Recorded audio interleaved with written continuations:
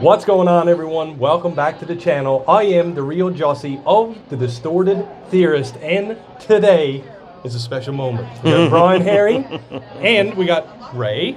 Yep. In the flesh. For anyone who's catching us right now, Mr. Herring is actually the puppeteer. Correct terminology? I'm one of the puppeteers for BB-8, For yes. BB-8, Yes. who's actually going to be in this trailer we're about to watch right now, The Force Awakens. But before we get into talking about any of that, as always, if anybody wants to support the channel, and we do appreciate it, if you would hit that subscribe button, hit that like button, leave it a comment down below how much you wish you were in my shoes right now, talking to the man, the myth, the legend. Brian, tell us a little bit about what we're going to watch. Obviously, this is The Force Awakens trailer. The movie's been out for quite some time. Yes. But tell us about how you got the call, or how you may have arrived at being BB-8. Well, I'd been a puppeteer for some years, and I worked for a gentleman called Neil Scanlon, and Neil won an Oscar for a film called Babe, which was the thing about the sheep pig. Yeah. He and I then went on to make, we did a film called Prometheus. And the Alien prequel with Ridley Scott, and we got on very well during that process. Nice. And I wound up randomly phoning Neil up one day for somebody else's phone number, and we got talking. And we'd mentioned that Star Wars was coming, and I said I'd have to find out who had the job and then kick his door in. And Neil said that he liked the door where it was. And then so you intimidation tactic. Well, not at all. It was an accident, and Neil very kindly brought me on board as the puppeteer consultant.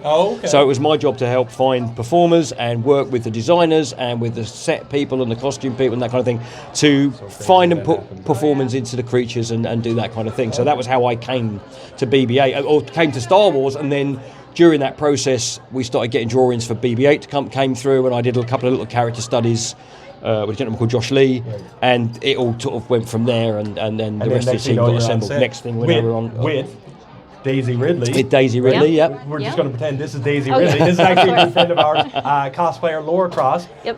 She's here today as Ray. So tell us about your little bit of Star Wars experience. Like, why are you a fan, I guess, and how did you feel when Star Wars was about to come out with a brand new trilogy? So, funny story, I actually never watched Star Wars for years. What? And I only watched it last May the 4th, last year. And you caught up very quickly? Oh, yes. I watched them all in like a 24-hour span. I watched like the old ones and then the newer ones like the next day.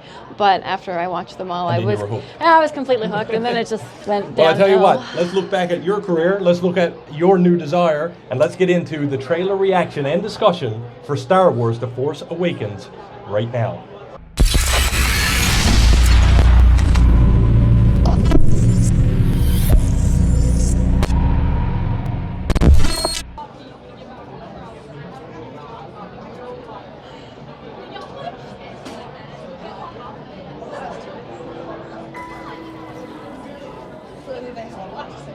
Immediately. This is your introduction. I know, I love it. Who are you? There he is. I'm no one. Oh, so this is the first full trailer. This is the full teaser. trailer. Okay. I'm impressed you know that. That's cool. That's cool. I remember when this was about to come out, everybody was kind of shocked that a new Star Wars, like, just kind of... Well, it didn't come out of nowhere. I mean, it was fairly well publicised they were doing. Once the media campaign started going, yeah, it was like, holy crap! Yeah, the machine kicked. This is what we've been wanting. Yeah.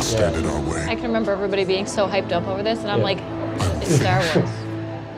But now I'm like, that was a big deal. Part right there. Sculpted by a gentleman called Luke Fisher. Really? Yeah, from the Creature Department. Wow. And I love the way they've done with the music for this as well, and it was really well done in the trailer. John Boyega, Harrison. They brought back this in the cast too. They didn't even fully do it with fan service. They just gave us enough to be like, oh my god, we're seeing this is a great shot as well. They're coming over out late. Amazing. Oscar Isaac. Yeah, go on. I think you saw 9 Num running in the background there as well. They're real. Another classic RPG piece. The Force. It's calling to you. So cool. We had a little bit of fishing line on that aerial. Oh, really? Just to give it a little bit of movement. I'm excited to watch the trailer over and let you know how it all works. Just let it in. Also cool to see a Jedi, not Jedi, sorry, wielding lightsaber. Still get like the scope of the movie still gives me that chills, even though we've seen the movie by now. And Immediately, I want to go home and watch it. So this wasn't the Chewie We're Home one? No, okay, that was the right, second because one. that was the first one. Yeah, this is the second trailer. Yeah, okay. So, obviously we've seen a couple shots of BB-8 in here, and obviously that's where we're going to put a bit of our focus as well as Rey. Yep. But like, how many of those shots, if I may ask, were you like right there, you're green screened out, I assume, or something? In that trailer, That one was there in the desert, weren't so that many. But when the very first time you saw him in the teaser, where everyone just went, "That's CGI." That was me running after the camera car with the other puppeteer, Dave Chapman, strapped to the camera car with the remote control, because we split that particular puppet version between the two of us. So I have the body, and I've got pitch and roll on the head, and Dave has got the left and right. He's got the yaw control. So we both have to work together as to where we put the eye line. And so they stuck Dave on the back of the camera car, and I took off after it. So we were running really, really fast. So that the first time you ever saw BB-8, that was a practical shot with me removed from it. A lot of people were misinterpreting it. They CGI? all thought it was digital. The one that's a test to your work. Well, ethic, right? Yeah. I mean, I just think people just assumed it was going to be digital, right. And it was very important for JJ that he wanted something that was practically there on the day. And he also kind of wanted to make a sequel to Return of the Jedi, like it was 1985. Okay. So he wanted guys in suits, wanted heads, he wanted the whole bit. And you know, that's a good thing. I mean, you see this now with, like, I'll use Jurassic Park for example. Everyone loved back in the day when it was an actual T-Rex head instead of CGI. Well, there were more. I mean, there were very few digital effects in the original Jurassic Park. It was mostly practical, and it's kind of TikTok back between those movies. I mean, there were very few practical dinosaurs in Jurassic World, but then the subsequent two, it was loads of practical stuff. Yeah. But JJ was probably very, because fans were like, "Hey, bring that back." Well, I think that's something they wanted to push forward. BB-8 is very much every tool in the box. I mean, the shot you saw in that trailer where BB-8 is walking away with Rey, I thought was a practical shot for years, because I'd done that. We used to put a practical BB-8 through every single shot we did. Okay. Even if it was going to be a digital one, just so that the ILM could see how it went through the sand, how it rolled, how the light worked with it. Right. So many factors. and I pulled that through that shot, and it wasn't until I actually met the artist who'd done the digital version of that, I didn't realise it wasn't a real droid. And even your eyes. Yeah, and I couldn't even spot that, because so I was really impressed. So there's. I think, did that one have the BB-8 peeps around the corner? No, that's the one. That was the previous one. Okay, yeah, because we did about 10 different versions of that, one after the other. Right. Just Dave and I kind of riffing on that, and I'm just trying to think what else is in there. There's one with when the BB-8 walks past the red robot.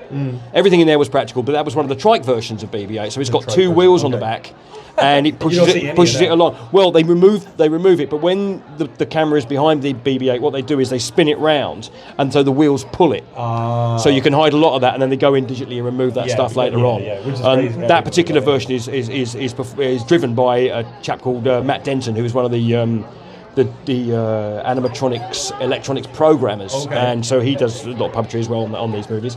So he drives those because he's better at it than I am. So that was a practical, and there was that big droid with somebody on stilts going along. You don't. Like, I'm just trying to think where other shots there are. The BB-8 in the back of the X-wing. That was that was one of our static BB-8s. The head moves, and you can kind of roll it around a little bit. And then we put a fishing line on the aerial and just pulled that just to give it a little bit of wind, movement. But you don't even, like you said, you don't see what half of goes on, and like there's you guys don't. like you behind the scenes day in and day out that don't get on the camera, but at the same time you are there, you're present, right? Flipping over to Rey a little bit, because I'm going to give you a bit of chance to talk about your Star Wars experience. Yep. Is Rey was, I think, the first. Well, I won't take away from Princess Leia, but the first.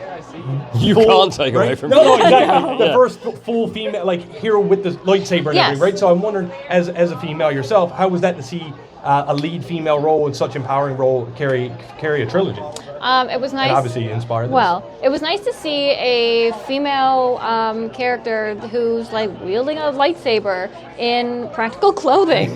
True, It not was too revealing. exactly. Yeah. It was really refreshing and nice. And what I loved about her costume was like the center seam in the pants is the same as what Padma wore for her Geonosis outfit. Okay. Oh, okay. Right, I Yes, didn't know that, and yeah. then there was similarities with the cape for Leia. Right. And there was like a whole bunch of different, like all the costumes come together to make hers.